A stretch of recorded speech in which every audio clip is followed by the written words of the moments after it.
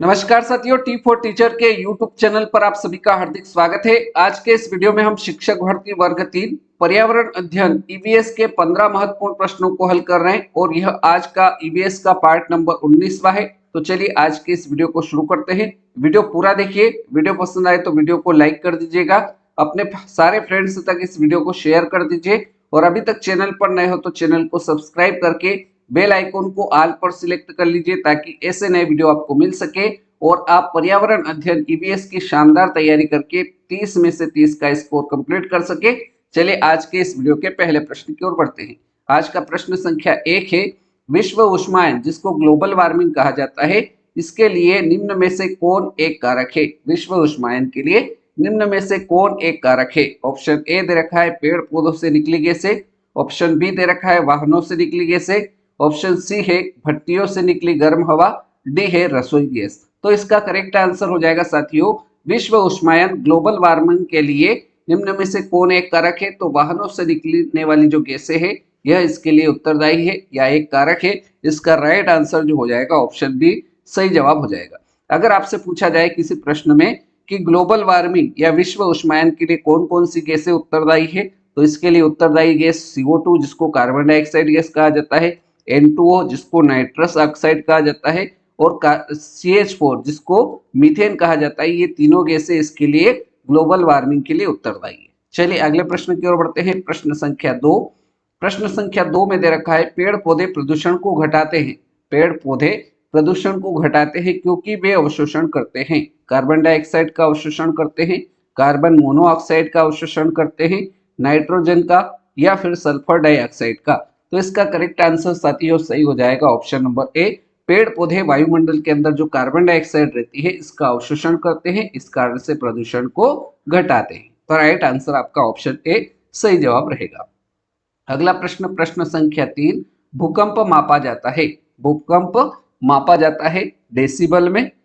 Option B दे रखा है बोफोर्ट पैमाने में, ऑप्शन सी है न्यूटन में, डी है रिएक्टर पैमाने में। तो राइट आंसर इस प्रश्न का हो जाएगा भूकंप मापा जाता है रिएक्टर पैमाने में। ऑप्शन डी हमारा राइट आंसर हो जाएगा। अब किस यंत्र की सहायता से इसको मापा जाता है अगर ये पूछा जाए तो यंत्र का नाम भी आपको नोट कर लेना है, सिस्मोग्राफ। सिस्मोग्राफ यंत्र की सहायता से भूकंप को मापा जाता है। अगला प्रश्न देखते हैं, प्रश्न संख्या 4। प्रश्न संख्या 4 है, वातावरण में अत्यधिक हानिकारक सल्फर मिश्रित गैस है। वातावरण में अत्यधिक हानिकारक सल्फर मिश्रित गैस कौन सी? H2S है, S है, SF6 है या फिर SO2 है। तो इसका करेक्ट आंसर साथियों हो जाएगा वातावरण में अत्यधिक हानिकारक सल्फर मिश्रित गैस जो है वो SO2 है। SO2 का फुल फॉर्म क्या होता है? तो ये भी आपको याद रख लेना है, सल्फर डाइऑक्साइड। SO2 का मतलब क्या होता है? इसका मतलब होता है सल्फर डाइऑक्साइड। ठीक है, तो ये इसका फुल फॉर्म होता है। चलिए आगे बढ़ते हैं प्रश्न संख्या 5 की ओर। प्रश्न संख्या 5 है, पारिस्थितिकी तंत्र का उदाहरण है। यहाँ पर आपको पारिस्थितिकी तंत्र का उदाहरण बताना है तालाब। ऑप्शन बी है वायु, सी है जल, डी है मृदा। तो इसका करेक्ट आंसर हो जाएगा साथियों, पारिस्थितिकी तंत्र का उदाहरण तालाब है। ऑप्शन ए हमारा राइट आंसर रहेगा। आगे बढ़ते हैं प्रश्न संख्या 6 की ओर। प्रश्न संख्या 6 में दे रखा है, लवण जो जल का अवशोषण करता है कहलाता है। लवण जो जल का अवशोषण करता है क्या कहलाता है? इस प्रश्न में आपसे पूछा है तो वो कहलाता है हाइग्रोस्कोपिक लवण। ऑप्शन बी आपका बिल्कुल करेक्ट आंसर रहेगा। अगला प्रश्न, प्रश्न संख्या 7। प्रश्न संख्या 7 है, वायु प्रदूषण को कम किया जा सकता है। किसके द्वारा वायु प्रदूषण को कम किया जा सकता है? जंतुओं द्वारा। ऑप्शन बी दे रखा है सूर्य प्रकाश द्वारा, सी है मछलियों द्वारा, डी है वृक्षों द्वारा। तो इसका करेक्ट आंसर हो जाएगा वायु प्रदूषण को कम किया जा सकता है वृक्षों के द्वारा। राइट आंसर आपका ऑप्शन डी जो रहेगा वो करेक्ट आंसर रहेगा, क्योंकि जितने ज्यादा वृक्ष होंगे उतनी ज्यादा मात्रा में वायुमंडल के अंदर जो कार्बन डाइऑक्साइड की मात्रा है उसका अवशोषण करके वायु प्रदूषण को कम किया जा सकता है। इसलिए इस प्रश्न का राइट आंसर जो रहेगा वो ऑप्शन डी हमारा बिल्कुल सही जवाब रहेगा। आगे बढ़ते हैं साथियों प्रश्न संख्या 8 की ओर। प्रश्न संख्या 8 है, कौन जीवी कारक नहीं है? यहाँ पर आपको जीवी कारक नहीं है यह बताना है। जंतु ये आपका जीवी कारक है। बी ऑप्शन दे रखा है पेड़ पौधे, ये भी जीवी कारक है।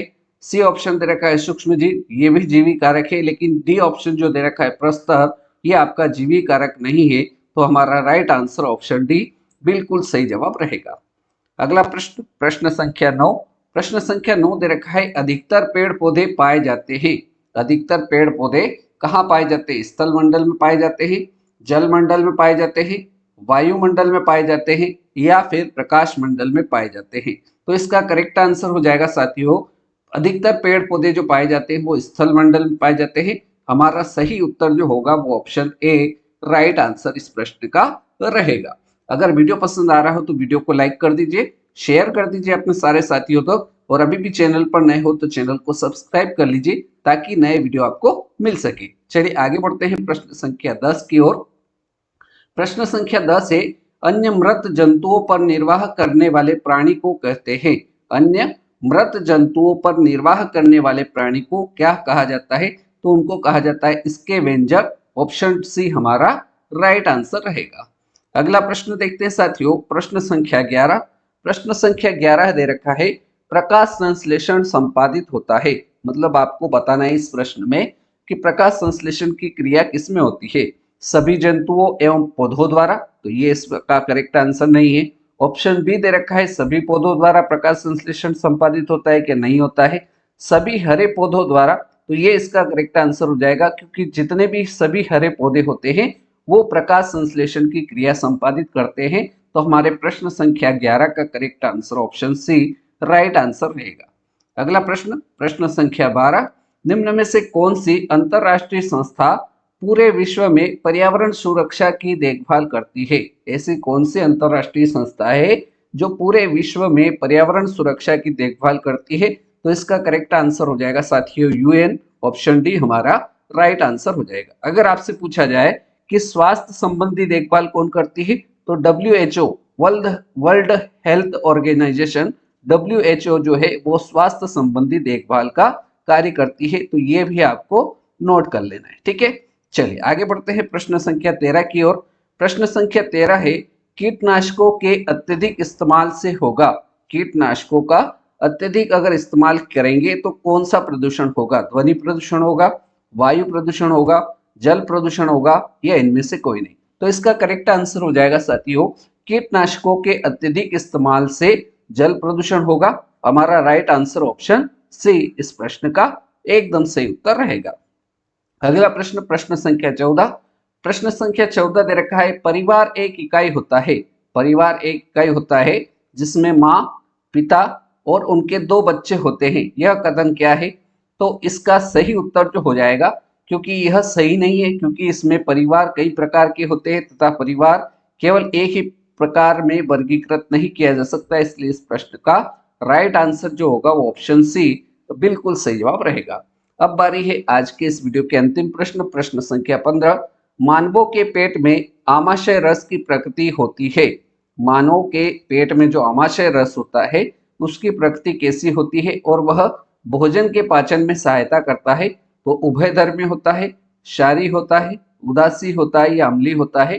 तो इसका करेक्ट आंसर हो जाएगा साथियों मानव के पेट में जो आमाशय रस होता है उसकी प्रकृति अम्लीय होती है। हमारा राइट आंसर ऑप्शन डी इसका बिल्कुल सही उत्तर हो जाएगा, ठीक है। तो इस प्रकार से आज के इस वीडियो में हमने ईवीएस पर्यावरण अध्ययन से संबंधित 15 महत्वपूर्ण प्रश्न और उसकी डिटेल को हल किया। उम्मीद करता हूँ ये 15 प्रश्न आपको अच्छे समझ में आए होंगे। आपको ये क्या करना है, अपनी कॉपी में नोट कर लेना है, नोट्स बना लेना है, ताकि आपको एग्जाम के टाइम पे रिवीजन करने में सुविधा रहे। उम्मीद करता हूँ ये सारी बातें आपको समझ में आई होगी। आपने वीडियो को पूरा देखा उसके लिए बहुत बहुत धन्यवाद। आपको यह वीडियो अच्छा लगा हो तो वीडियो को लाइक कर दीजिए, शेयर कर दीजिए अपने सारे साथियों तक, और चैनल पर नए हो तो चैनल को सब्सक्राइब कर लीजिए। और आप सभी को दीपावली उत्सव की बहुत बहुत शुभकामनाएं। तो चलिए आज की इस वीडियो को यहीं तक रखते हैं, अगले वीडियो में मिलते हैं ऐसे ही नए प्रश्नों के साथ। तब तक के लिए जय हिंद, अपना ध्यान रखिए, सुरक्षित रहिए। चलिए जय हिंद, जय भारत।